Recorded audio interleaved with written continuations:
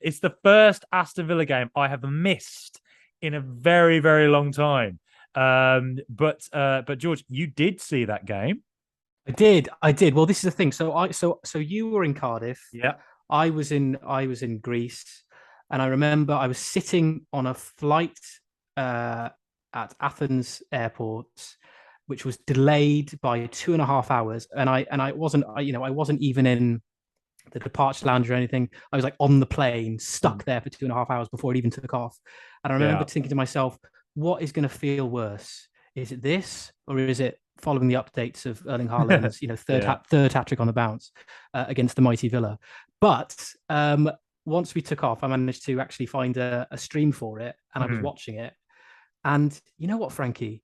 I feel like we have an identity now, or at least we're showing glimmers of an identity because in previous shows we've talked about since the start of the season, like what are we as a club? Yeah. What are Yeah. we doing? Where's what's our formation? What's our sort of identity? Our sort of our personality, as it were.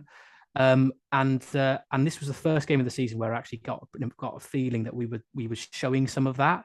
Okay. Now, obviously, like Man City had, as you would expect, huge chunks of the ball, huge amounts of possession. They did, 73% possession, I think I saw. yes, Yeah. it was humongous. But they are Man City, and they do even against the best teams they play, they're Hmm. expected to play and control the ball. So that wasn't anything that I wasn't expecting, obviously. Yeah. Um, but we showed character, which we haven't shown in Yeah. previous games. We Yeah. showed resilience.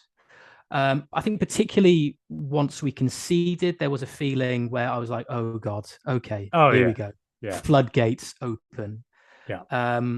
But no, we stuck firm, and that goal from Bailey. I mean, brilliant bit of play from Ramsey, who Yeah. hasn't really Fantastic. started the game. The season particularly well. A lot of criticism for him. He's obviously still a young player, so a lot of it is undeserved. Really, he's still developing clearly, but he showed a lovely kind of turn of pace to feed the ball across to Bailey, and an amazing first time finish from Bailey, and it really lifted the roof Hmm.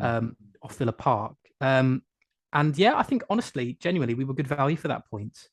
Hmm. And obviously, it does protect Gerrard a bit. It gives him a bit more wiggle room now with games against Leicester and Southampton, the next two games. Yeah. Um, but yeah, I mean, across the park, it was really really good stuff. I thought Mings' best game of the season by I far. read that. Yeah. He That he was was he was excellent. he was excellent. I mean, obviously coming up against Erling Haaland is no easy feat, clearly. Hmm. But he sort of stuck to him manfully, and it was very much, I guess, like WWE. You probably saw something similar Yeah. physically at the Principality. Well, Lots of wrestling to the ground and stuff, but he did his job really really well, I thought. Um, the funny thing was like in the stadium, like because there were so many people gathered there, my 4G just wouldn't work. So I yeah, yeah, like yeah, yeah. I couldn't get internet, and then like at some point it just came on during the event, and I'm just there Mm. going like, kill him, and then just look at my phone, and it's just like going crazy with all these Villa fans like saying, "Can't believe we got the draw." Can't. I was like, Villa drew. Yeah. And the Coutinho, non-goal, could have potentially won it. I mean, absolutely amazing. I mean, let's face it, like it came out of nowhere, right? Oh I, yeah. Oh yeah. Absolutely. I mean, look, we've got allvillanofiller.com, and I've written a couple of things on there that have been heavily critical of how badly we've started the season. We've looked at times a bit of a rabble, and at Yeah. Arsenal, even just a few days before the City game, I thought Villa had the same problem: get the ball, can't retain it, Yeah. get into that final third, and lose. Are too outnumbered by the opposition defense, or just pass back and don't have any kind of cohesion in the front three. Yeah. But did you think against Man City we showed more of that?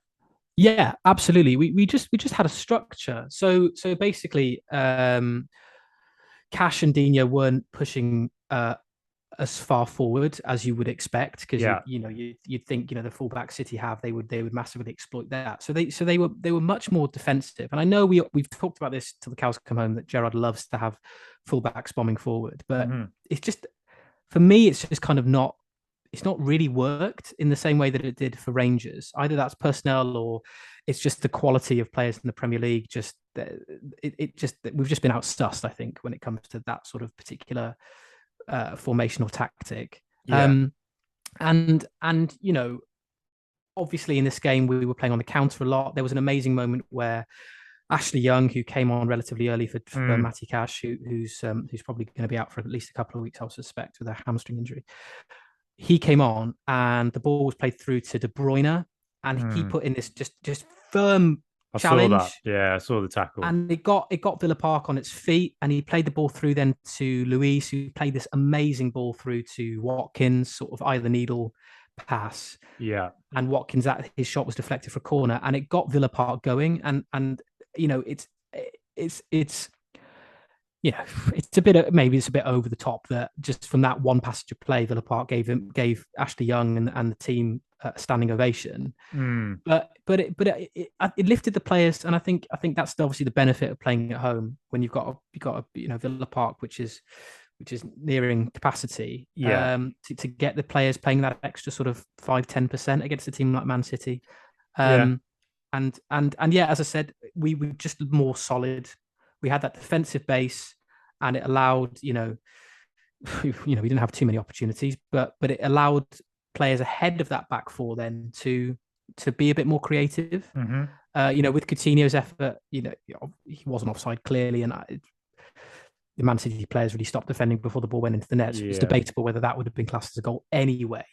But he at least got on the ball, and he did something where he got in a position to shoot on at Ederson's goal. So yeah, I think for me that's kind of how we should play going forward, because it reminded me of the first games Gerrard played against Brighton, where it was back to basic stuff. It was it was everybody knew their jobs, knew their responsibilities, their roles, and they stuck to it, and they played really well. And I think when you've got good players, because we do have good players, when good players play in a simple way and they know what they're doing, then it shows on the pitch. And that's how I felt it was against Man City. So hopefully he can maintain that against Leicester and then Southampton and maybe over the rest of the season. Well, it's interesting, isn't it? Under Gerrard, we've been in terrible form, let's face it, since about March. But against the top sides, we've not looked too bad, actually. Like, you consider the 3-2 against Man City at the end of last season, the 2-0 lead, I guess. Man United, we were 2-0 behind. Arsenal was quite bad. Last week was quite bad. Arsenal's the game that was like the absolute worst. Bournemouth away was the worst, but Arsenal was, not good. But then last season as well, the 2-1, I think we lost to Man City as well early in the season, but the second half we dominated them. Man United came back and drew 2-2. So I guess, it's all well and good fighting against those top teams and all that, but it's also the teams around us that we need to start performing against as well. But, one thing I wanted to ask as well, so Douglas Luiz obviously was linked away with Arsenal, fought hard to keep him, sounded like he perhaps wanted to go, which, fairness, who could blame him really? But what did you think of Douglas Luiz? He started against City. Was he worthy of the pick?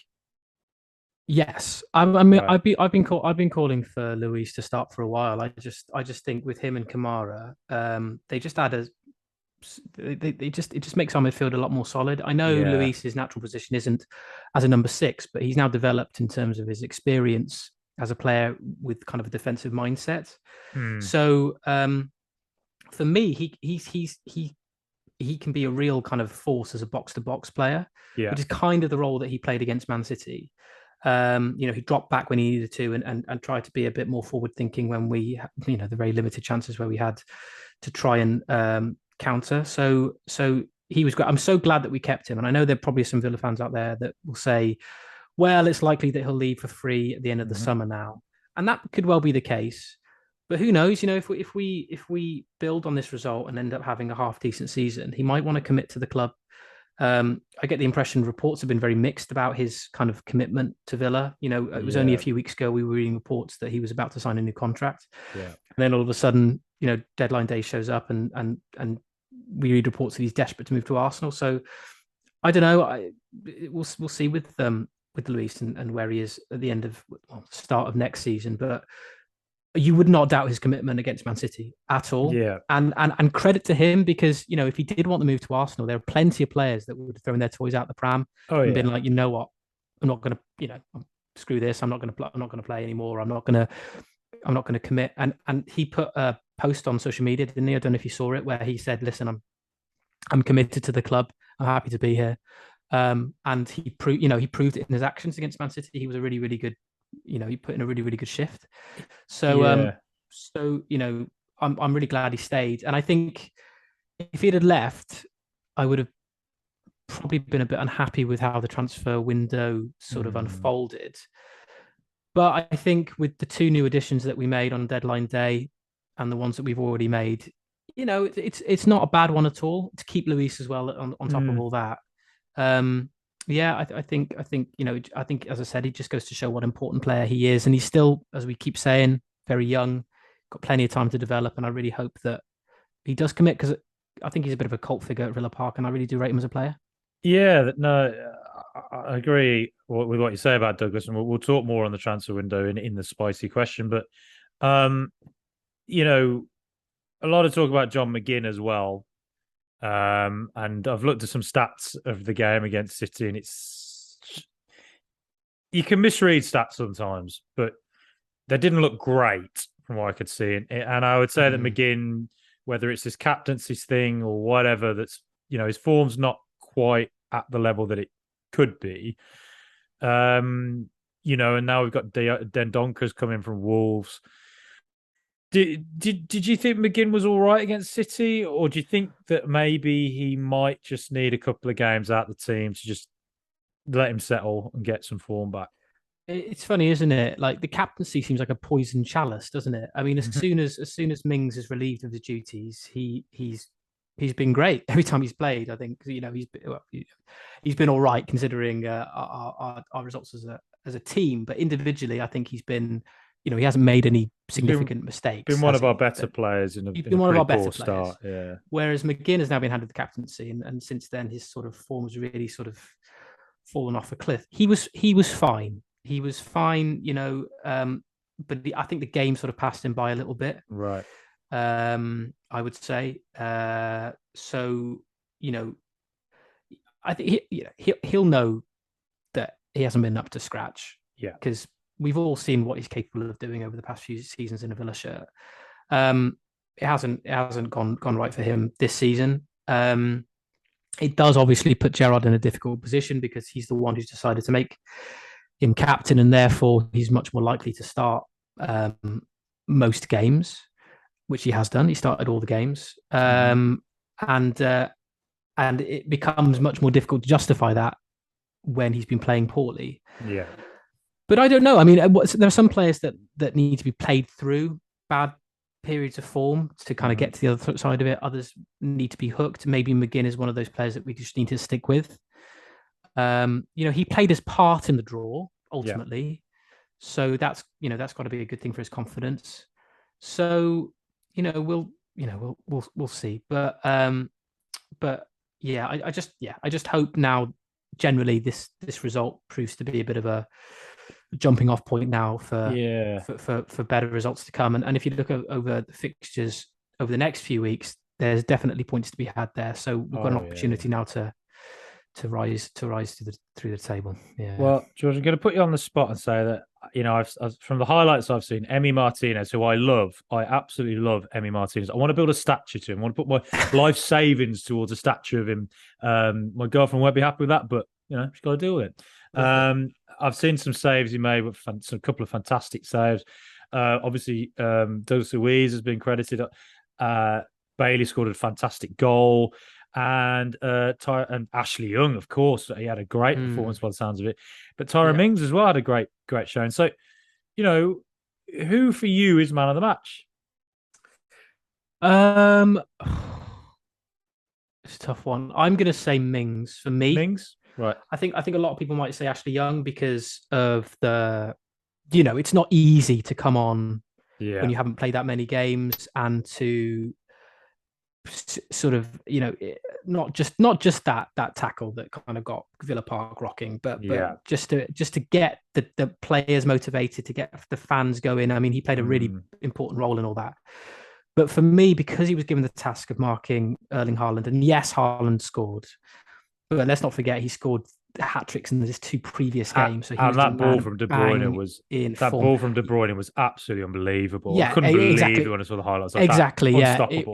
it was more the assist than Yeah, the goal that was the kind of the hard work, so to speak. You're right. So and that wasn't Mings' fault, in my opinion. So no, so no. we can scratch that off. But his general play in terms of dealing with him was Right, absolutely how you deal with someone like Erling Haaland. And for great. most of the game, he did have him in his pocket. So I would say for that reason alone, Mings for me would be the man of the match. My friend pointed out to me last week that Erling, he called him Erling Targaryen because he's got a slight. He looks a bit Yeah, he's like got that. Yeah, got a got that look about Targaryen him. from Game of Thrones sort of look, isn't he? Laying siege to Villa Park. But no, I was fearing the worst. 2 hat tricks in a row, and I thought, oh God, he's just going to love Villa Park. And yeah, he got a goal, but uh, you know, he's going to score against any defense in the world, isn't he? He's absolutely unbelievable player. But by the sounds of it, sounds like Mings did a great job, and fair play to Ashley Young as well. He's 37. Let's face it, and Yeah, to come in not playing very much to perform to the level that he did, he has that sort of bite, doesn't he? He has that energy, a bit of a nastiness to him sometimes that I think. From what I've seen of Villa this season, and I went to the Palace game as well, and I thought Villa just quite passive. yeah, And I think that's partly, largely down to tactics, but also, players seem a bit passive. And Ashley Young just having a little bit of drive, having a bit of passion. It's very basic stuff. It's very like Sunday League, passion and all that. But sometimes you need it, don't you? yeah. You do, and we've shown very little of that in our Yeah, previous games. So it's important. It's important to have it, and I just hope that, as I say, we take it forward, because sometimes it's easier to get a crowd going yeah, against a big club or a team you're not expected to beat. yeah, But to try and keep that mentality going against teams, like Southampton coming up and Leicester, who are struggling as well. mm, That's gonna be the challenge, because those are the teams that we need to be beating if we want to get higher up the table. So yeah. And on a final note, Super Jack, come home. Those yeah, applause. All yeah. the little Villa fans meeting him at the start. That was nice. It was a nice touch, and yeah, I think it was nice for him to get a good reception, because obviously, last season I think people were still a bit raw and a bit bitter about the whole thing. Yeah, But I think largely now, as what happens in football, as the weeks and months go by, you start to, obviously, your opinions start to change, and ultimately he's a massive Villa fan, and you got got good reception, nice moment with him and Mings meeting up and stuff. Yeah,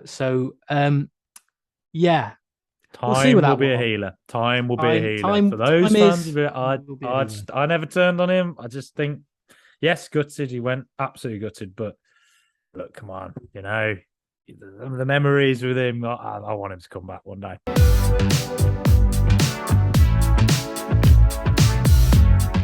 Things are about to get very hot and heavy here on the All Villa No Filler podcast as I ask the spicy question. And George, I'm asking you today, on a scale of 1 to 10, how do you rate Aston Villa's transfer window? Well, we did touch on this a bit earlier in the show. I mean, obviously, it's difficult to judge based on just the window, and not the games, obviously, over the course of the season that the players will play in. But on the basis of what I have seen from the players, yeah, given where we are on the table, it's it hasn't been great. Let's be honest. But there's also been a bit of bad luck. We can obviously talk about Carlos's injury, Yeah. so it's very difficult to rate him. So there's a question mark over Carlos. But I think Kamara has been brilliant. I really do. I think Yeah. he's come in and given how poor we've been, I think consistently he's been one of our better, if not the best Probably our player best. we've had in the games we played. So that's really encouraging. So I've been really happy with him.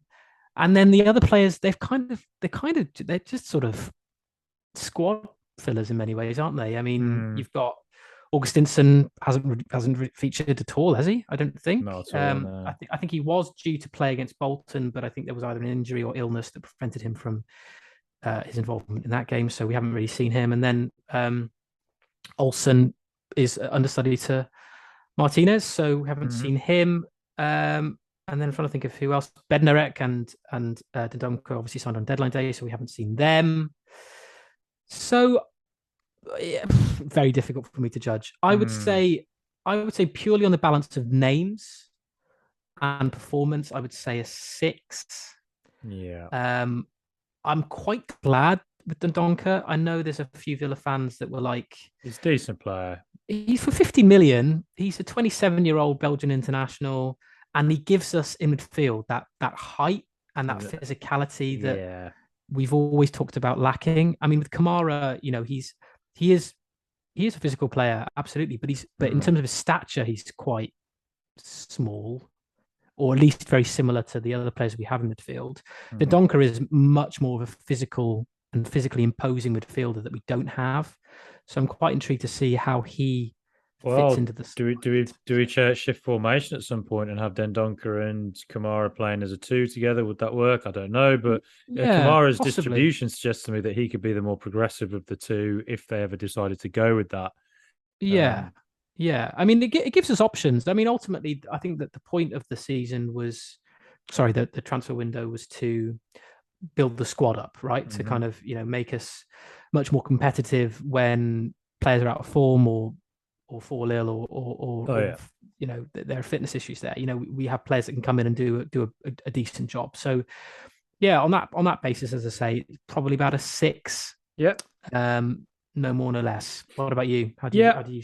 I think a couple of the names you mentioned, Augustinson, Olsen, yeah, they're squad players, but also they've got a lot of international experience and have played to a high, Bundesliga and Serie A. So these to have like squad depth like that with players who aren't necessarily featuring too much is actually you built a pretty strong squad. Hmm. And Bednarek, fine. He's Premier League experience. He's ready made. He's tall. Gives another option, which tragically Diego Carlos got that Achilles injury. And Um, he's alone as well. yeah, If it doesn't exactly. work out, then it's no issue, is it? Yeah. And Dendoncker, we'll wait and see. I don't know how he fits in just yet. I just want with Kamara there. I want to see kind of what Gerrard has planned for him. But I do like Mm. the concept of it, as you say. He's physical, ready-made Premier League player. He plays like over 30 games, 4 seasons in a row now for Wolves, I think. Yeah. So good. That could be a good signing. I think it gives a different dimension, doesn't it? Yes, it does. Um, and then you look back on the start of the transfer window started really well with Kamara coming in. Fantastic signing, I think, Kamara. I'm really happy with what we've seen from him so far. His distribution is excellent. We particularly saw that against Mm. Everton.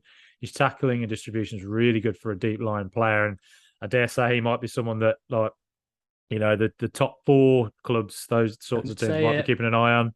Yeah. French international. We'll see how he develops this season. You never know, could lose form, but so far so good for sure. Carlos, I think, that added bit of bite and physicality that we needed, and it's such a shame he got the injury. Mm. But who knows? Maybe we're back before the end of the season. We hope and pray. But then otherwise, something I slightly fear. We were linked with Ismail Assar. Fair play to the board or Gerrard or whoever it was if they felt there was something about him that they didn't want, if there was some sort of financial demands that they felt, do you know what, this isn't the attitude I want in the dressing room. All right, Mm. fine. His talent doesn't seem like it's really in question. He does seem like he's a very, very good player, although I spoke to a Watford fan about him, and he said that he was injured last year and was really off the boil for large after that injury. So we'll see how he goes this season in the Championship. But I do fear slightly that if Bailey's out, as he was last season for large periods, do we have that bit of pace on the wing? No.